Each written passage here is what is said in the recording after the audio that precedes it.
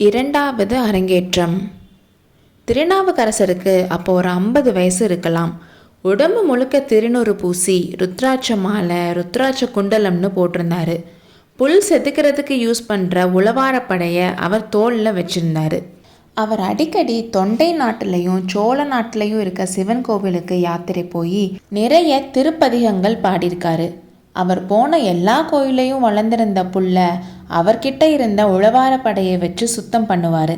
அதை மக்கள் எல்லாம் அதிசயமாக பார்த்து அவங்கவுங்க ஊர் கோயிலை அவங்கவங்க சுத்தமாக வச்சுக்கணும்னு முடிவு பண்ணாங்க.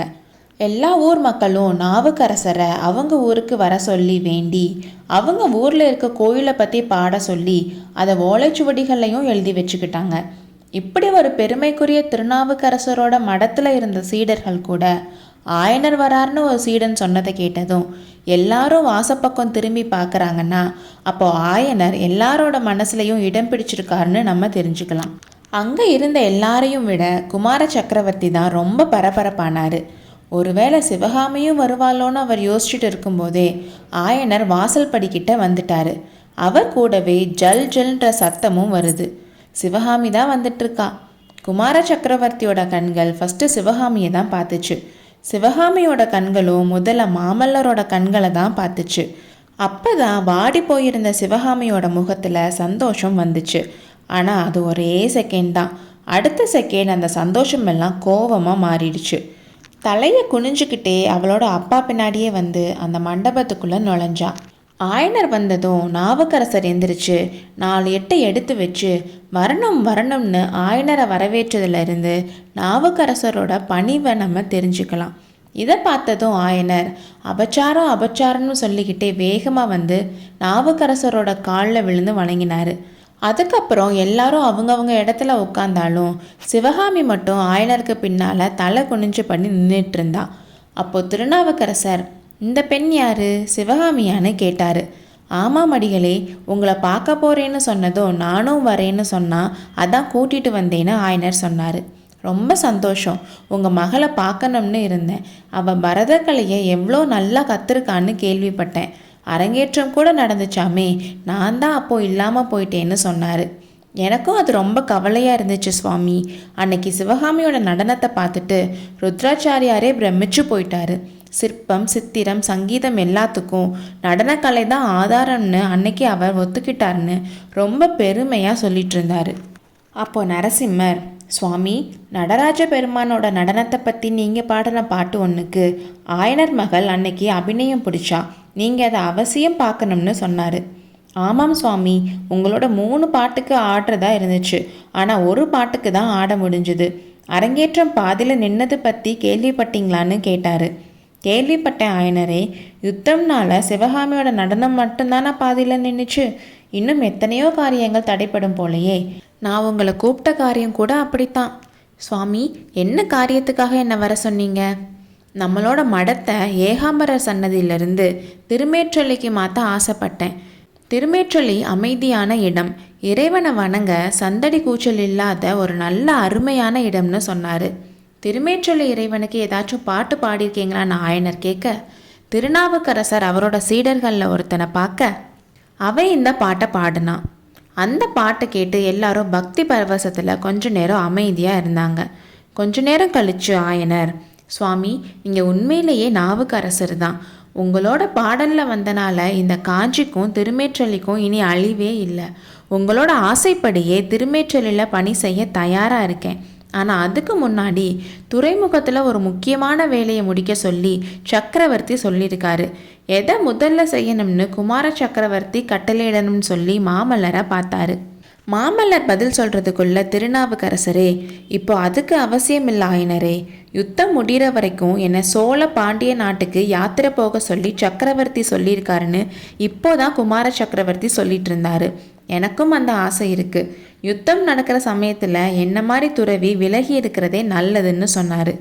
இப்படி நாவுக்கரசர் சொன்னதை கேட்டு நரசிம்மர், சுவாமி, இப்போ நீங்கள் சொன்ன விஷயம் ரொம்ப நல்ல விஷயம்.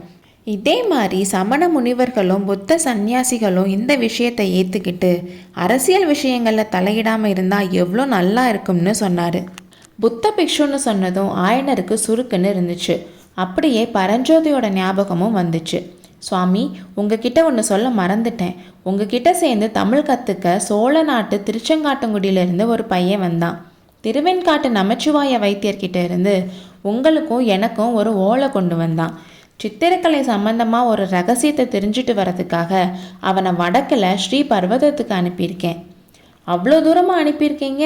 அங்கெல்லாம் யுத்தம் நடக்கிற இடமாச்சே, சின்ன பிள்ளைன்னு சொன்னீங்கன்னு கொஞ்சம் கவலையாக கேட்டார் நாவுக்கரசர். சின்ன பிள்ளையாக இருந்தாலும் பெரிய வீரன் சுவாமின்னு சொல்லி மதையான மேலே வேல் எறிஞ்ச கதையை சொன்னார் ஆயனர். சொல்லிட்டு பரஞ்சோதி திரும்பி வந்ததும் உங்ககிட்ட அனுப்பிடுறேன் சுவாமின்னு சொன்னார்.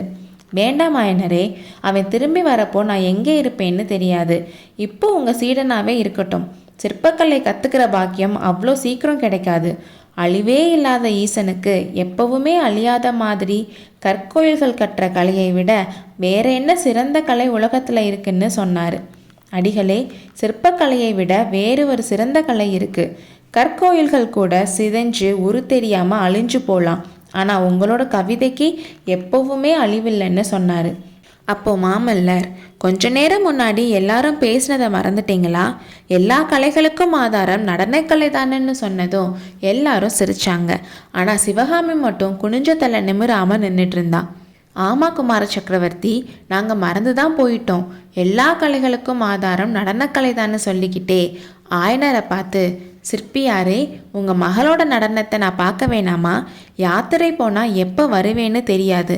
நாடெல்லாம் புகழ்கிற சிவகாமியோட நடனத்தை பார்க்காம போக எனக்கு மனசில்லை. ஒரே ஒரு பாட்டுக்கு மட்டும் அபிநயம் பிடிச்சி காட்டுனா போதும்னு சொன்னார் திருநாவுக்கரசர். சிவகாமி உங்கள் முன்னாடி ஆடுறதுக்கு கொடுத்து வச்சிருக்கணும்னு சொல்லிக்கிட்டே பின்னாடி நின்றுட்டு இருந்த சிவகாமியை பார்த்தாரு. அவன் முகத்தில் எந்த ஒரு ரியாக்ஷனும் இல்லாமல் நின்றுட்டு இருந்ததை பார்த்ததும் ஆயனருக்கு வியப்பாக இருந்துச்சு. இதெல்லாம் கவனித்த மாமல்லர், ஒருவேளை நான் இங்கே இருக்கனால கூட சிவகாமிக்கு ஆட விருப்பம் இல்லாமல் இருக்கலாம், அதனால் நான் போயிட்டு வரேன்னு நாவுக்கரசர்கிட்ட சொன்னதும் சிவகாமி துள்ளி குதிச்சு ஆடுறதுக்கு ரெடியாகி, அப்பா எந்த பாட்டுக்கு அபிநயம் பிடிக்கணும்னு கேட்டா. பூவனத்து புனிதனார்னு ஆயனர் சொல்ல, நாவுக்கரசர், கலைக்கரசர், இளவரசர் இந்த 3 பேருக்கு முன்னாடி சிவகாமியோட 2வது அரங்கேற்றம் ஆரம்பிச்சிச்சு. இந்த பாட்டுக்கு அவள் அபிநயம் பிடிச்சப்போ அங்கே இருந்தவங்க எல்லாரும் அவங்களையே மறந்தாங்க. அவங்க இருக்கிற இடத்த மறந்தாங்க. அங்கே என்ன நடக்குதுன்னே மறந்தாங்க. அவங்க எல்லாரோட கண்ணுக்கும் சிவகாமி ஆடுற மாதிரியே தெரியல. சாக்ஷாத் சிவபெருமானே அவங்க முன்னாடி வந்த மாதிரி பார்த்தாங்க. இந்த உலகத்தையே மறந்து பார்த்துட்டு இருந்தவங்க பாட்டும் நடனமும் நின்ன கொஞ்ச நேரம் கழிச்சு தான் சுய நினைவுக்கே வந்தாங்க. நாவுக்கரசர் ஆனந்த கண்ணீரில் தழுத்தழுத்த குரல்ல, ஆயனரே, திருக்கையில இருக்க எம்பெருமான உங்கள் மக எங்கள் கண்ணு முன்னாடி கொண்டு வந்து நிறுத்திட்டான்னு சொன்னார். ஆயனரும் கண்களில் ஆனந்த கண்ணீர் ததும்ப, எல்லாம் உங்கள் ஆசீர்வாதம் தான் சுவாமின்னு சொன்னார். சொல்லிட்டு சிவகாமியை பார்த்து, இன்னும் ஒரு பாட்டுக்கு அபிநயம் பிடிக்கிறியாமான்னு கேட்டுட்டு, இந்த முறை அகத்துறை பாட்டாக இருக்கட்டும்னு சொன்னார். அடுத்த அத்தியாயத்தில் சந்திப்போம்.